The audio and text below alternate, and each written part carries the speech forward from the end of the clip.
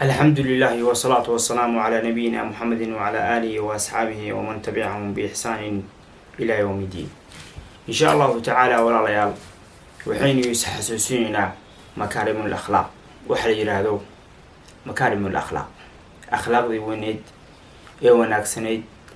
أخلاق ذي النبي صلى الله عليه وسلم كبر بارنجري أصحاب رضوان الله عليهم أخلاق ذي وناكسن إلى الدنيا يقف كستوى أو شيخ أو علم له inuu ardaydiisa ku barbaariyo akhlaaqda wanaagsan ee la doonayo aabba kastaba inuu ciyaalkiisa ku barbaariyo insha Allah ta'ala waxaan doonayaa akhlaaqdaas inaa xoogaa wax ka taabto aniga oo aan wax badan ka oranayn iyadoo waliba akhlaaqdu ay weyn tahay ee baab weyn ay tahay oo qofkii isku daya inuu habeen iyo laba habeen iyo 7 cisho inuu ka hadlo una ka hadli karin ay qaadanayso bilo in laga hadlo makaarimul akhlaaq maxaa yeelay makaarimul akhlaaq waa waxa lagu kala saaro dadka ahlu iimaanka ah ee mutaqiinta ilaahi subhanahu wa ta'ala wuxuu yiri alladheena yunfiquna fi sarra'i wad dharra'i wal kaadhimina al qayda wal 'aafina 'anil nas wallahu yuhibbul muhsinin ilaahi subhanahu wa ta'ala wuxuu ka hadlay dadka wanaagsan ee akhlaaqda wanaagsan ee ilaahi subhanahu wa ta'ala uu jecel yahay ilaahay dadkaas uu jecel yahay ayuu ka hadlay subhanahu wa ta'ala ilaahay markuu ku sheegay dadku jecel yahay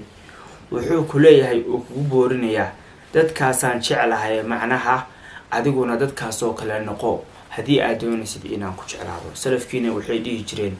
anigu uma dadaalayo oo kaliya inaan anigu ilaahay jeclaado laakiinse inuu ilaahay subhanahu wa ta'ala anigu i jeclaado ayaan u dadaalayaa ama aan doonayaa markaana waa wax aad iyo aad u qiimo weyn oo aad iyo aad u weyn ilaahay subhanahu wa ta'ala wuxuu yiri alladheena yunfiquna fi sarai wal dharra marka laga hadlayo alladheena kuwaas iyo qoomkaas horta waxa ogaataa marka hore inay yihiin qoom ama dad adiga kula mid ah qof asaagaaya inuu yahay horta ogow waxaad ogaataa inuu yahay qof adiga asaaga ah oo kula mid ah oo meeshuu gaaray in aad gaadho weeye ama meel ka sareysa oo qofka aad daaftid in aadan ku hamiyin ama aadan istaagin ilaa qofka meel uu istaagay ama meel ka sareysa ina istaagtid maahane marka kuwaas ayuu ilaahay subhanahu wa ta'ala leeyahay yunfiquna fi sarai wad dharra'i xiliga xun iyo xiliga wanaagsan xiliga dhibaatada iyo xiliga barwaaqada ayay wax bixinayaan ogow qofku laba xili buu ku jiraa xili saddexaad ma jiro hal xilina ma jiro hal xili ma jiro xili saddexaad oo saddexeeyana ma jiro waxa weeye ama waa qof maanta ilaahay subhanahu wa ta'ala barwaaqo uu siiyay ama waa qof ilaahay subhanahu wa ta'ala maanta uuna barwaaqo siiyay hadii aad maanta barwaaqo haysato bari ilaahay subhanahu wa ta'ala uu ku imtixaami doonaa oo waxaad gaari doontaa heer ee ka yar tahay waxa hore u haysatay hadii maanta aad waxba haysanna bari insha Allah ta'ala waxa gaari doontaa heer aad wax haysato waadi aad dadaasho kama hadlayo anigu qof meelaha iska sixdayo iska fariistayo oo awalba iska imtixaamana oo ma garanaysaa awalba aan qof ma garanaysaa inuu wax qabsadayo inuu meel gaaro awalba aan ku hamiyeen lagama wado laakiinse waxa laga wadaa qofka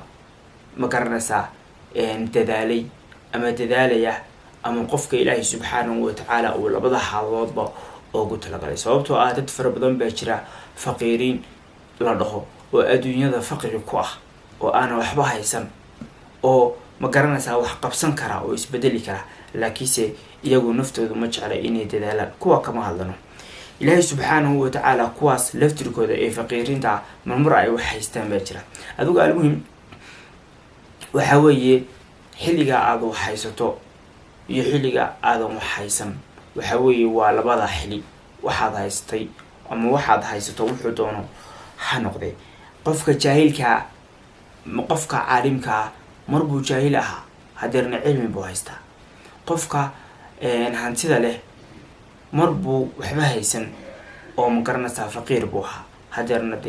waad aragtaa wax uu haystaa marka qofku labada xilli أما لبضع حالات أيو مريا marka Ilaahay subhanahu wa ta'ala wuxuu leeyahay alladina yunfiquna fi sarai wa darai kuwa labada xaaladood ku jira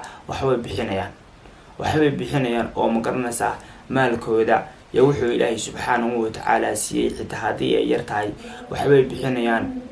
oo kuma fakarayaan in waxyaabahaas Ilaahay subhanahu wa ta'ala uu ka nusqaamiyo hadii ay bixinayaan sadaqadu ama maalkaas inay ka nusqaamiso waxa kama baqayaan oo Ilaahay subhanahu wa ta'ala ay si wacan ويقانان والكاظمين الغيظ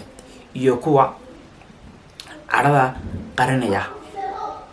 عرضي بقرنيا عرضوا ووحي الله سبحانه وتعالى قفك بالآذن كاو كواوري قفك عرونيا لكيسي وحالة دونيا عرضا إنا قريسين عرضا لدونيا وسيدا كالي أو استعماشيد لكيسي لما دونيا قف آذن عرون أو حمانتا يو وحيالا أن كعرون قف إنا نقوتيد قف اسكا عربادان وح كستبا كعرودان إنا نقوتيد لبضبا لما ربو marka wuxuu ku leeyahay Ilaahay subhanahu wa ta'ala kuwaas markay caroodaan caradooda way qaranayaan ama garanaysa caradu wax xumaano ma keenayso oo wax khilaaf ah inay kitaabka Ilaahay subhanahu wa ta'ala ama shariicada inay khilaafaan uma keenayso wala haafina 'anil nas iyo kuwa dadka cafiya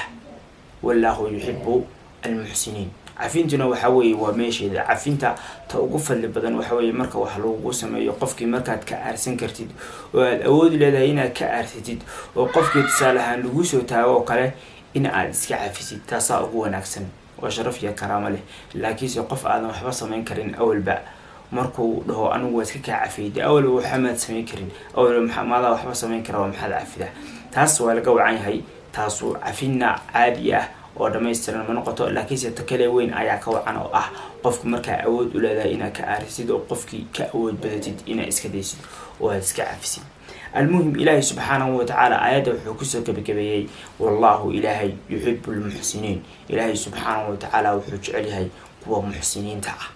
كلمة المحسن آية الاستعمال محسن وحال لها قفك